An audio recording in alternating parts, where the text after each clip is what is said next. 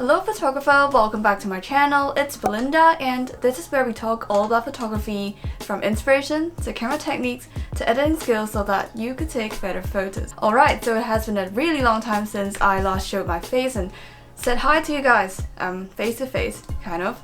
So today, I think I said in the title, we are gonna do Diane Arbus in 5 minutes, which is a massive challenge that I've issued myself because Diane is a very interesting and complex character that if you are to look into her, you could go on forever. But for the purposes of this video, let's keep it short and concise. We are going to base our discussion on this, a box of 10 photographs, which is basically an artist's portfolio that Diane put together before she committed suicide, consisting of 10 of her pics from her own archive. That being said though, Diane, throughout her entire career, has taken a lot of images. As we shall see, she began as a fashion photographer and then she moved on to do something different. Portfolio is basically her making a statement that these are the 10 images that best represent what she is about. So without further ado, let's get right into it. The first thing that's worth looking into is, why is Diane's work so iconic? I personally think that it's for two reasons. She was one of the first photographers to have their work exhibited in an art gallery.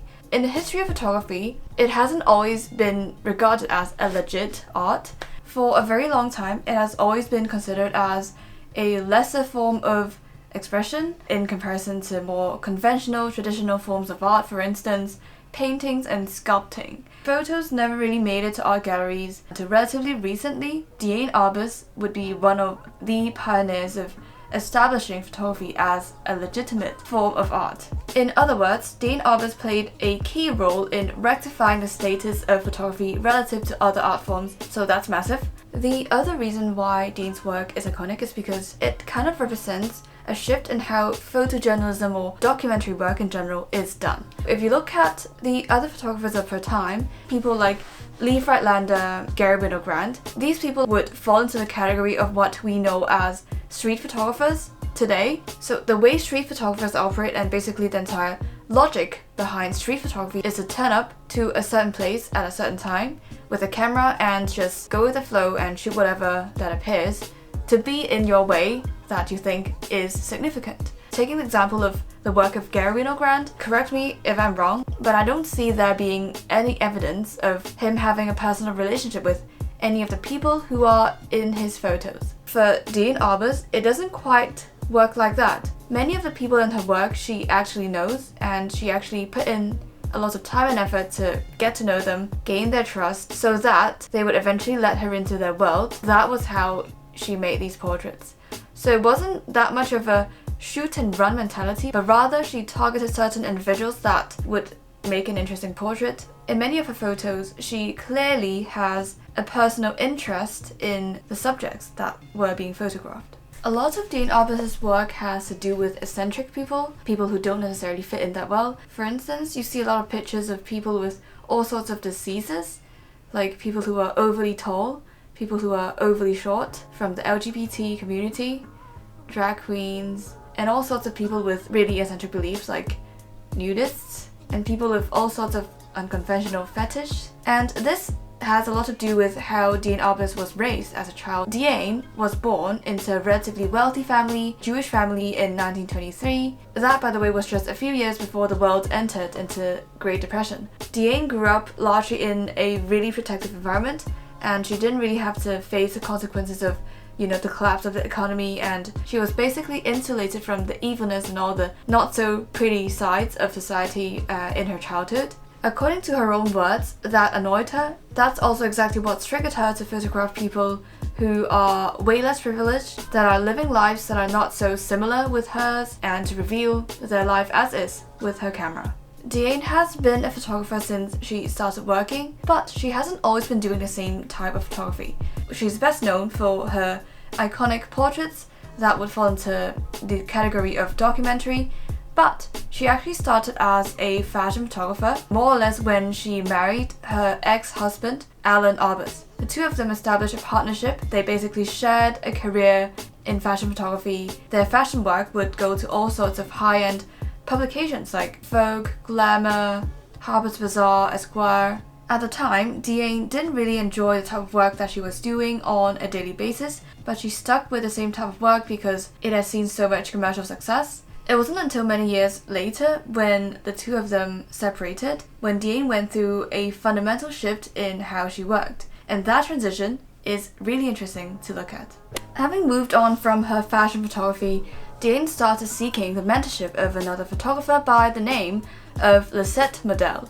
Lisette was mainly known for her street photography that kind of incorporates classic European styles, but also incorporates certain elements of avant-garde back then anyway. Lisette has been a really critical source of influence for her work, and that has really led to a 180-degree change in the direction that Diane sought with her photography. One of the key lessons that Lisette has taught Diane is the idea of originality, of authenticity. Previously, when Diane was doing her fashion work, she was mostly doing things for a client. I mean, that's generally how it is. If you are to work as a commercial photographer, you are serving the needs of a client, you are not so much shooting for yourself. For a very long while, Diane didn't really know what she wanted to shoot, because in her former career, she didn't really need to know that. And from that point onwards, all of a sudden, Diane knew that she wanted to photograph people who were left on the margins of society. That ties into her childhood, her being a really rich kid and not having to suffer much. It's something that she felt ashamed of. That was the moment in her life when she finally found out what it was that she really wanted to photograph. So from there onwards, Diane conceived of the idea of doing a series of photos that features evilness. So it was this set of work that she was shooting for herself that gradually gained her recognition and fame, and has eventually earned her publications on various large magazines. But her success and her fame did not make life easy for her as an artist, which honestly should not come as a surprise. That has partially to do with the status of photography at that time, of generally having a reputation of being not a real art. Photographers generally struggled to make print sales, but gallery work has never really been an easy business. So despite being fairly successful and fairly well known, she still struggled financially. In the last years of her life before she committed suicide, she decided to put together a portfolio of her own, which she later titled A Box of 10 Photographs, basically what I'm showing you. But of course, this version that I have over here is a photo book that is mirrored off the concept of the original box, which Diane made very clear is not a book. So the original idea that Diane had was that each print would be accompanied by a sheet of vellum on which she would write the caption and the title and the year in which the photograph was taken. The print would be the print itself. I mean, obviously it's gonna be slightly different if you put it all together in a book, but this book has done a relatively good job in replicating the idea of the original concept that Diane had. And it also comes with this transparent case on the outside that wraps up the book. Obviously the prints would need a frame so that they could hang and they could be displayed, but the box was made transparent because it symbolizes how there is nothing tainting the perception of the work by the viewer. Shortly after the completion of the portfolio, Diane Arbus took her own life. She never really got to see the humongous success that her career has turned into. One of the key moments of her illustrious posthumous career is her inclusion in the 36th Venice Biennale in 1972, a year after she died. The Biennale is one of the most authoritative art fairs that take place once every 2 years, and Diane Arbus is the first photographer to have made it to the Biennale. That was a highly simplified overview of the life of Diane Arbus. If you want more detail, check out this blog post where I go into way more detail than I'm able to provide in 5 minutes. Do let me know if this is working for you, if this format is helpful. Anyway, thanks so much for watching. I'll see you in 2 weeks, so the Saturday after next. Bye!